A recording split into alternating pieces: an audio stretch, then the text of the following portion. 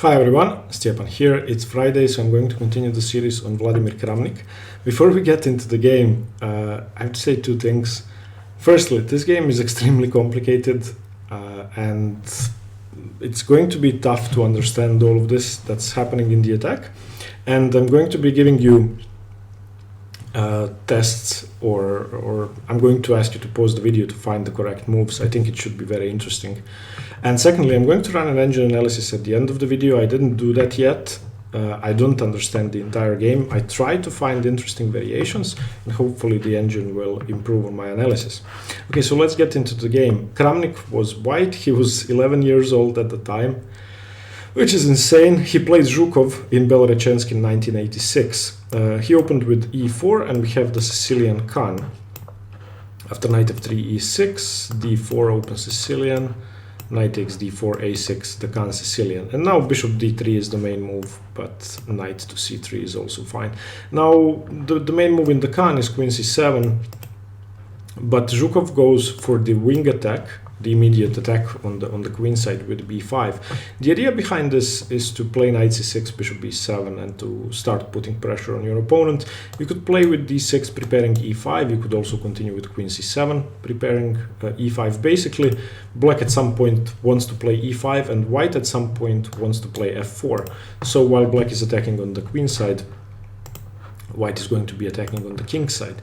So bishop d3 played, which is normal. It supports the idea of f4, f5 in many positions. Also, the bishop is better on d3 than on e2. It also defends the c2 pawn, which could be very important. If b4 happens, your knight has to move, and then let's say a rook is on the c file, you could lose the c2 pawn. Bishop b7. Okay, Kramnik castles. His opponent plays d6. You could also play knight c6, which is considered to be more precise. Okay, d6, and now a3, stopping the immediate b4. Now, wasting time with a5, firstly, wouldn't be good because white would get too much time to develop and to start his attack, even if the b5 pawn was defended. For the moment, it's attacked 3 times, so with the move a3, you can never hope to play b4. Okay, knight f6, and now a very prudent move from Kramnik. He plays king h1. This is very normal in the wing Khan Sicilian. Because white wants to play f4, there could often be issues on this diagonal, and well, leaving your king on g1 with your knight undefended by you playing bishop to d3 is not a good idea. So king h1, very good move, also theoretical. Bishop e7.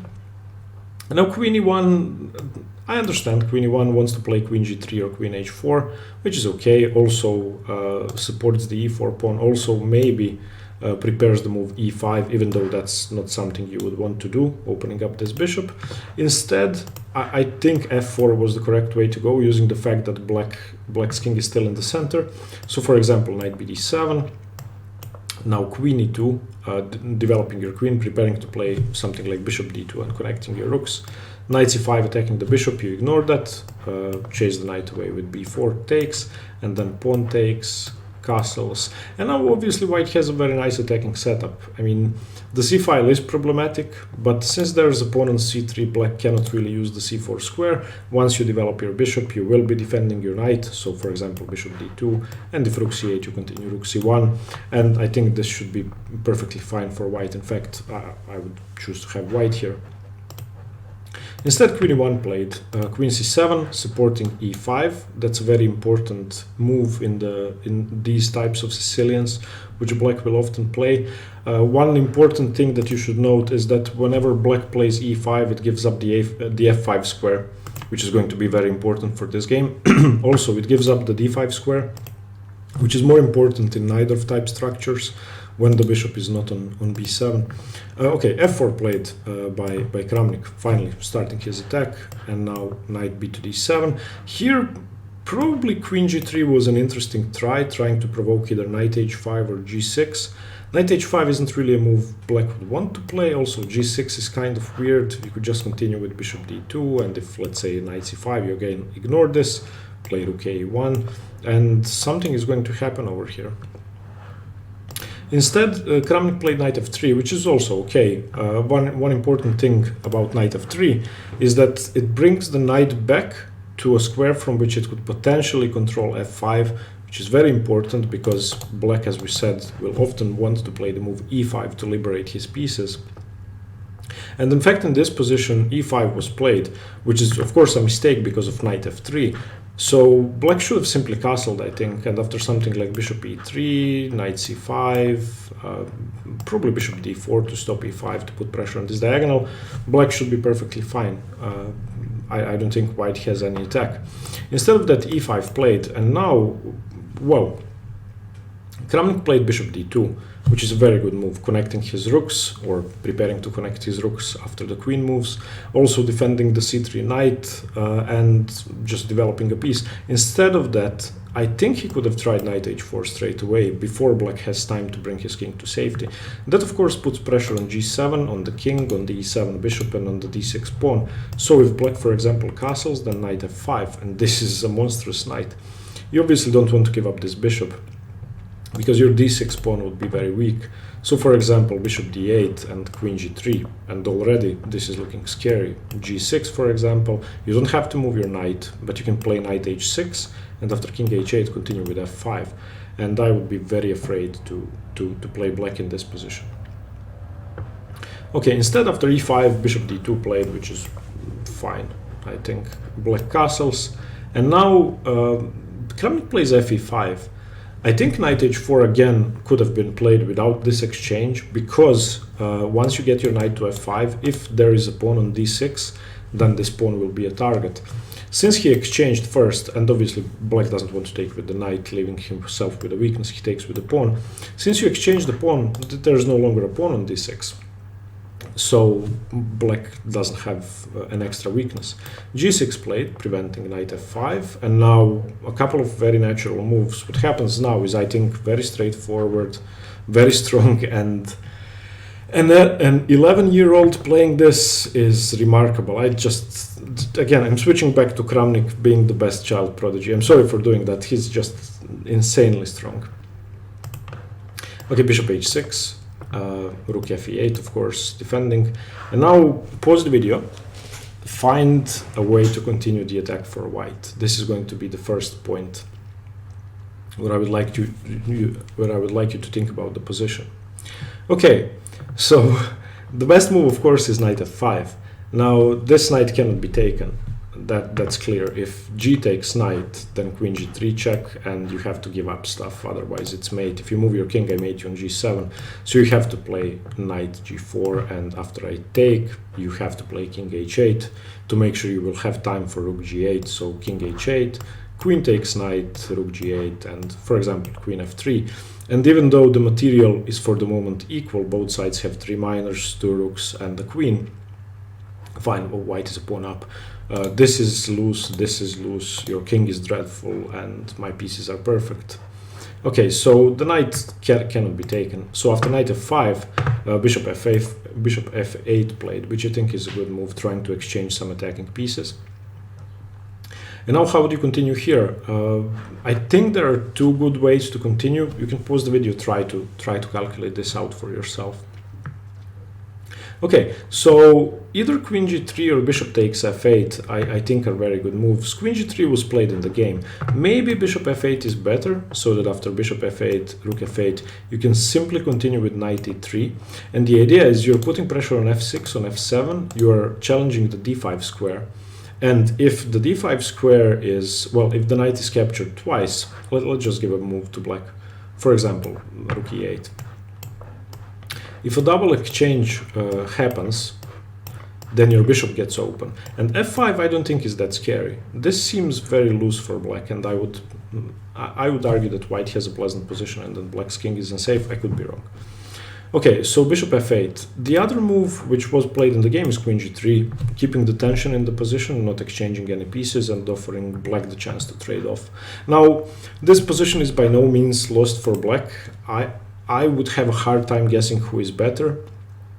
Often in these positions where white has weak pawns, c2, e4, the bad bishop on d3 for the moment, and black has the potential to play a5, b4, often black is the one who's better actually, but it's very hard to play black. So black correctly exchanges, bishop takes, Knight takes king g7, and now queen g5, which is a very good move, defending the knight, putting pressure on f6, which of course means that the d7 knight is unable to move. Rook f8, which is another very good move by black, I think, trying to trade off this knight with knight g8, and simply defending the f7 square, which would have been attacked. So, for example, if black tries knight g8 here, then I can just take on f7 and it's game over. So rook f8. Now rook f3 was played, which increases the pressure. A very good move, preparing rook h3, building up the attack. Black plays knight h5, which visually seems bad, because after I play rook h3, your knight will be hanging. For the moment, black has some ideas of f6, chasing the queen away, and I don't have a rook g3, so for the moment he liberated his position enough to be able to chase my queen away, but visually I'm not a big fan.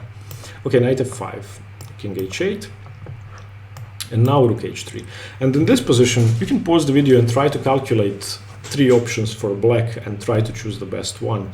So calculate gf5, black simply takes the knight, calculate knight g7, black trying to trade off pieces, and calculate f6, black trying to chase the queen away. So f6, pawn takes knight, and knight g7. And pause the video, try to see which move is best. Okay, so f6 is the best move, because white doesn't have enough time to do much. If you play gf5, then after queen h5,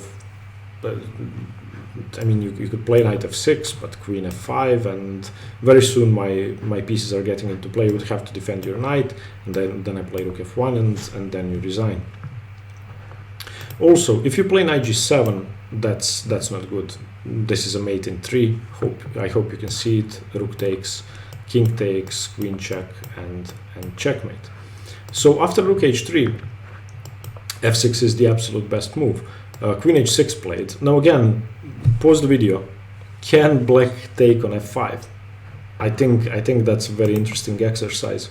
So black, if black takes on f5, then simply rook takes h5, and you have problems on h7. You're not getting mated because you can move your knight away to defend with the queen, or you can play rook f7, but it's still highly unpleasant. Your pieces don't have squares, my rook is coming to f1, so after, for example, rook g8 and rook f1 and rook g6, and the queen retreats to e3 or to d2, let's say to e3, I think white stands much better. The material is white is a pawn up, white's bishop is bad, black's bishop is bad, but white still could occupy the d5 square and open his bishop up. So for example, let's say, okay, knight b6 defends d5. Let's just find a different move. Okay, rook to e7, just to show you something. So if knight d5 and bishop d5 and pawn d5, now this bishop is a monster. So d5 is not controlled enough by white, but if he manages to exchange pieces on d5, then his bishop will be alive. Okay, so after queen h6, pawn takes knight doesn't work. Black plays knight c5, attacking the bishop, which is fine, and now knight h4, saving the knight, threatening knight takes g6. Okay, I'll give you 2 options now. Pause the video. Which move is better, king g8 or rook g8? Okay, in the game, king g8 was played, and the position is busted after king g8. I'll show you why. If rook g8, defending g6, then white probably still has nothing better than to take. So knight takes g6, and rook takes g6, and queen takes h5. But black is surviving this position. I don't see a killer blow. And if something like knight takes bishop, which maybe positionally isn't good, or strategically because the bishop is bad, and pawn takes, and rook d8, oh, excuse me, the rook is hanging, sorry, so I will have to defend. Okay, well, let's just play rook g8 first, so that my rook is defended. White was threatening rook takes g6. I think white is the one in trouble here.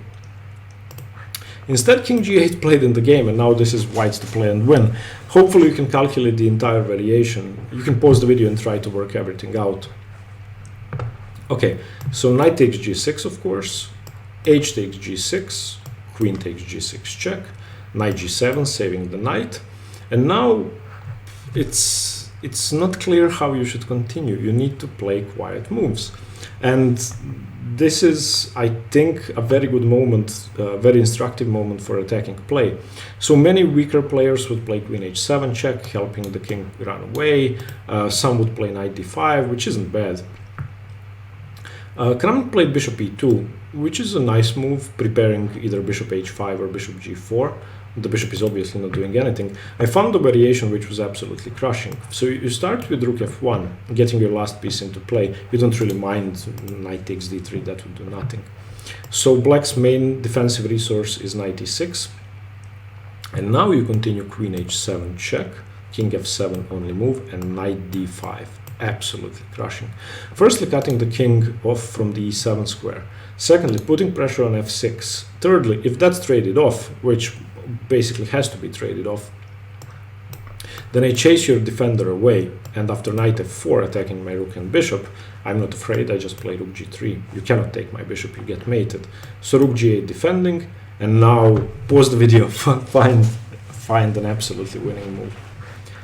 Okay, so the winning continuation here would be simply rook takes knight, and pawn takes rook, and now rook takes g7, rook takes g7, and bishop to g6 check, and now you lose material. If king f8, which is the only sensible move, let's say king f8, then queen h8 check, and now there are two moves you have to calculate. Obviously rook g8 loses to a very quick mate in a few moves, so after rook g8 queen takes f6, queen f7 is a mate in one, otherwise it's a mate in one, queen f7 is the only move. And after queen h8, if you try king e7 running away, then I just play queen takes g7, and that's going to be it. Okay, so this position is just crushing for white. Obviously, white has too many pawns, black's king is absurd, and yeah, white just wins. Instead, bishop e2 played, which is still okay. Knight e6, the main defensive resource, and now Kramnik continues with queen h7 check, we have king f7, and now bishop h5 check, the knight is pinned, so you cannot take. King e7, the king is running away. And now, again, I think a slightly imprecise move. Kramnik played rook g3, which seems to allow black to defend, because you have rook g8, and I don't see a killer blow. He played rook f1, and I don't know, black is probably better here. I don't see a clear win. Remember that white is a piece down. So after king e7, I think the correct way to continue was knight d5 check. And again, you have to take that. So bishop takes, pawn takes, undefending the knight. And after knight f4, attacking my bishop and my rook, now I play queen g7 check. And after you move your king to d6, I can exchange the queens. Also, after knight f4, I can get this intermezzo in, rook c3 attacking the queen. And after queen d6 trying to defend, then I take the knight. And once your king retreats, for example, to d8, then I play rook c6, and this again would be absolutely menacing. You don't have a good option here. But rook g3 played, and now rook g8 defending, and I'm not really sure that this position is good for white. This is a piece down for not much. If the king runs away, then you probably lose. Rook g6 played. And now black blunders. Black, and this is a variation I was calculating. This is a lesson in prophylaxis. Find a move that wins the game for black. Find a move that's just so safe and so good that white has no attack after that. Okay, the move is king to d8. After king d8, white can resign.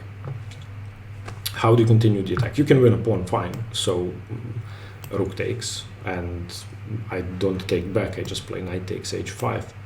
And after, for example, rook f8 and rook f8 and, excuse me, rook f8 and knight f8 and queen takes knight, well, I'm just a piece ahead. You have no attack, your back rank is weak. Okay, you have 3 pawns for the bishop, but that's not enough. Instead, black played queen c4, which is such a painful move to see. Of course, bishop e2 gaining the tempo on the queen, and after the queen moves to d4, then simply bishop g4. And this is a crushing idea, simply removing the defender of the knight, and black tried f5. We have bishop takes f5. there's nothing you can do. He tried king e8 now, trying to run away, but simply rook d1, cutting the king off from running away any further. And queen f2 played, threatening back rank mates in some positions, but now a simple mate in 2. Pause the video, find the mate in 2. Okay, so we play rook takes e6, and after knight takes e6, then queen d7 is checkmate, and after rook takes e6, if king to f7, then queen to g6 is checkmate. So an absolutely brilliant attack. I mean, not flawless by all means. He had mistakes, but a very, very crushing attack, and black had a very rough time defending. Okay, let's start the analysis after, okay, in this position, after rook h3 for white. Let's see what the engine says. Let me just add the evaluation bar on the right side of the screen so that you can see it too. Okay, and let's turn on the engine. Okay, so the engine says black is slightly better here. And of course f6 is the best move. We know that gf5 and knight g7 lose, so f6. Kramnik continued to queen h6, which is correct. Taking the knight loses, that's clear enough, we saw that. So not g takes f5, but knight c5, which is the best move. And knight c5 is important because of knight e6, not because of taking the bishop. Knight h4 is correct, the position is equal, and now king g8. Okay, rook g8, as we saw, is the correct move. King g8, yeah, king g8 plus 4. Okay, knight g6 is of course correct. Aha, the engine doesn't take. It tries to trade off straight away. So after queen g7, I suppose I just take and then either take your knight. Okay, you take with the knight, and then I take your rook. So yeah, that would be crushing. After h g6, queen g6 check, knight g7 is correct, and now rook f1. Yes. Okay, so bishop e2 is not even on the list. The engine also likes rook d1 and a4. a4 I think a human wouldn't play, but rook f1 seems crushing. Okay, bishop e2, still very good. Knight e6, queen h7 best move, king f7, bishop h5 best move, king e7, and now knight d5. So this idea of removing the defender on e6 is absolutely critical. So obviously black loses the queen if he doesn't take, so you have to take. And after knight d5, bishop d5, pawn d5. Yeah, okay, not knight f4, but rook h8. And now, yeah, now you just keep the same threat in the position. You can, oh wait, no, actually black is able to take the bishop with the knight. Okay, I missed that point. Okay, so takes here, and now I'm threatening queen f7, and if you take, I win the knight. So how is this equal?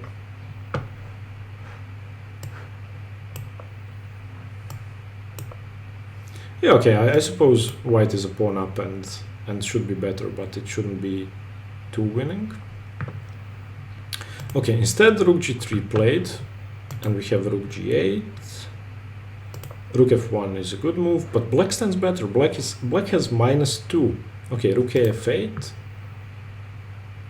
equal rook g6, and now yes, king d8. King d8 just runs away, and black is a piece up. Queen c4. Ugh.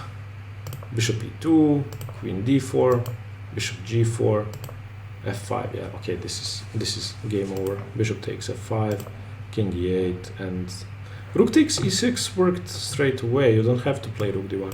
So if rook e6 immediately, then knight takes. Because the b7 bishop is hanging. I missed that. Okay, but rook d1 was crushing all the same. I mean, this was played by Kramnik when he was 11. I get so envious sometimes that he was a very good player. I mean, he still is, but when he was 11, he was a remarkable player. Okay, thank you for watching. Hope you liked the game. Hope you managed to solve all the positions, and stay tuned for more chess. Bye-bye.